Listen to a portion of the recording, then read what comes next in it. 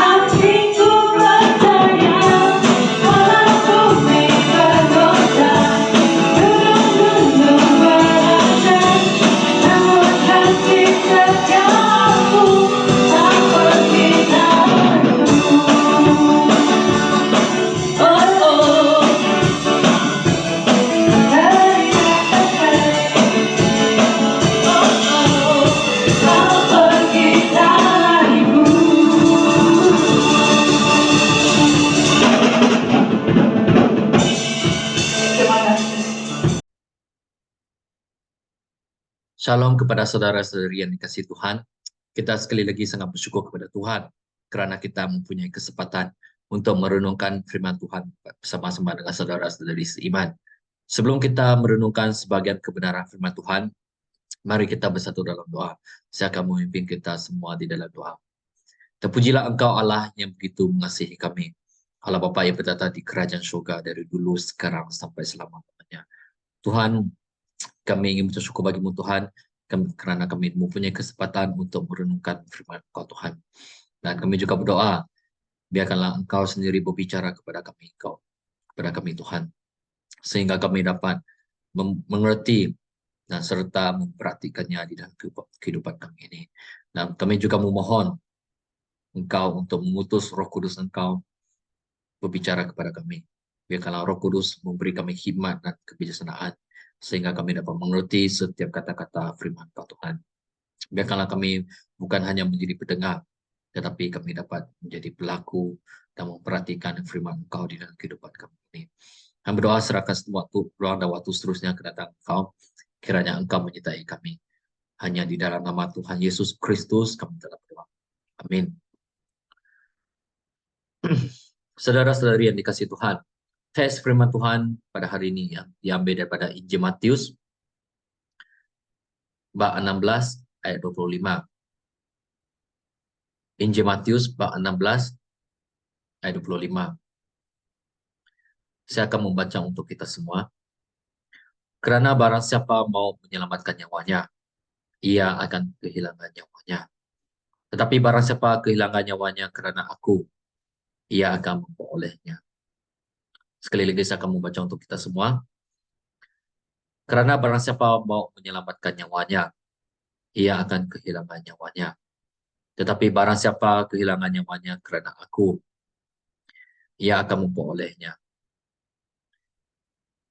Renungan kita pada hari ini yaitu bertema mati untuk hidup. Nah, saudara-saudari yang dikasihi Tuhan, pada bulan Ogos yang lepas, saya telah menyertai sebuah misi jangka pendek ke Lubuk Antu.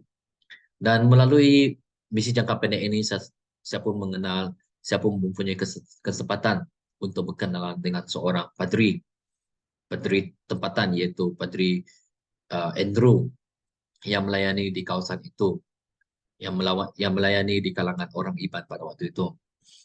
Dan Padri Andrew, apabila dia berkongsi firman Tuhan, dia berkata sedemikian, adakah kita hidup untuk mati, atau kita mati untuk hidup? Nah, pertanyaan sedemikian membuka minda saya, kerana sepertinya perkataan ini memainkan pemahaman kita. Jika kita perhatikan betul-betul apakah yang dimaksudkan oleh Reverend Andrew itu. Nah, saudara-saudari, adakah kita menjalani kehidupan di dunia ini untuk membuka jalan menuju ke kematian yang kekal? Atau adakah kita menjalankan kehidupan di dunia ini untuk menyediakan jalan menuju ke kehidupan yang kekal? Yang mana satu Anda pada hari ini, saudara-saudari? Adakah kamu menjalani kehidupan di dunia ini untuk menyediakan jalan menuju ke kematian yang kekal? Atau kamu menjalani kehidupan di dunia ini untuk menyediakan jalan menuju ke kehidupan yang kekal? Beberapa hari yang lepas, setelah saya kembali daripada misi jangka pendek itu, saya melihat sebuah video tentang penganiayaan terhadap orang Kristian. Ramai orang Kristian dibunuh dengan dipenggal kepala oleh IS. Dan kita sangat tahu bahawa kejadian ini bukan hanya terjadi pada baru-baru ini, tetapi ia sudah terjadi pada beberapa tahun yang lepas. Jadi saudara-saudari yang dikasihi Tuhan, jangan kita berfikir bahawa perkara itu hanya terjadi di luar negara, seperti di negara Afghanistan atau negara yang masih berperang pada hari ini. Tetapi perkara ini tidak mustahil akan terjadi kepada kita, kepada negara Malaysia juga. Nah, saya pernah berkongsi di gereja saya bahawa saya pernah berfikir, sekiranya suatu hari nanti saya ditangkap oleh IS dan saya diancam untuk menyangkalkan iman saya. Dan jika saya tidak menyangkal iman saya, mereka mengancam saya untuk membunuh saya, memenggalkan kepala saya. Nah, saudara-saudari, apakah jawaban saya pada waktu itu apabila saya diancam untuk menyangkal iman saya? Kalau saya tidak menyangkal, saya dibunuh. Kalau saya tidak menyangkal, kalau saya menyangkal, maka saya akan dibebaskan. Apakah jawaban saya pada waktu itu? Adakah saya akan menyangkal iman saya untuk diselamatkan, tetapi saya akan kehilangan keselamatan yang kekal? Dan saya juga berfikir, ataupun saya akan berpegang teguh kepada iman saya di dalam Tuhan Yesus dan sanggup mati dibunuh oleh kerana iman saya. Nah, saya sudah berpikir dan saya sudah mempunyai jawaban untuk soalan saya ini. Di dalam Injil Matius bab 10 ayat 33, Tuhan Yesus juga berkata sedemikian. Barang siapa menyangkal aku di depan manusia, aku juga akan menyangkalnya di depan Bapakku di surga. Kita harus mulai berpikir jawaban ini, tanyaan ini. Apakah jawaban kamu pada waktu itu, saudara-saudari? Adakah kamu sanggup mati untuk iman kamu di dalam Yesus Kristus apabila ancaman itu datang? Kamu tidak perlu bagi tahu saya atau kamu tidak perlu bagi tahu Reverend kamu untuk jawaban ini. Tetapi apa yang saya mau kamu lakukan adalah kamu berdoa kepada Tuhan dan meminta Tuhan untuk berpegang teguh kepada janji kamu ini. Dan berdoa kepada Tuhan supaya kamu diberikan kekuatan untuk tidak menyangkal, untuk mengekalkan janji, untuk menepati janji kamu ini. Di dalam Matius 10 ayat 28, Tuhan Yesus berkata demikian. Dan janganlah kamu takut kepada mereka yang dapat membunuh tubuh, tetapi yang tidak berkuasa membunuh jiwa. Takutlah terutamanya kepada Dia yang berkuasa membinasakan baik jiwa maupun tubuh di dalam neraka. Ingat saudara-saudari, adakah kamu sanggup hidup untuk mati? Atau kamu lebih sanggup mati untuk hidup? Mungkin kamu dibebaskan daripada ancaman dibunuh. Mungkin apabila ancaman itu datang, kamu menyangka iman kamu dan kamu dibebaskan.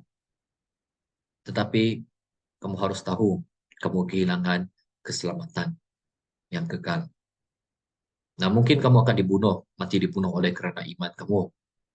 Karena kamu bertekad untuk berpegang teguh kepada iman kamu. Tetapi kamu harus ingat, saudara-saudari, kamu dianugerahkan hidup yang kekal di surga. Yang mana satu lebih baloi? Adakah kamu sanggup menderita selama berpuluh tahun? Atau menderita beribu-ribu tahun? Kita hidup di dunia ini hanya sementara, tetapi untuk kerajaan surga, untuk hidup yang seterusnya adalah berpanjangan untuk selama-lamanya. Kamu sendiri fikirkan dan membuat keputusan. Mari kita bersatu dalam doa. Tuhan, tolonglah kami Tuhan untuk membuat keputusan, untuk berjanji, untuk menepati janji-janji kami ini kepada Engkau Tuhan. Biarpun ancaman datang kepada kami dapat tetap berharap kepada Engkau sepenuh hati kami ini. Kami mengaku bahwa kami adalah manusia lemah. Kami memerlukan Engkau di dalam kehidupan kami, Tuhan. Di saat ancaman datang kepada kami berdoa, biarkanlah Engkau memberi kami kekuatan untuk menghadapi semua ancaman ini. Biarkanlah kami dapat sungguh-sungguh berpegang teguh kepada iman kami di dalam Engkau. Kami berdoa serahkan semua ini hanya di dalam nama Tuhan Yesus Kristus. Kami dalam doa. Amin. Tuhan memberkati.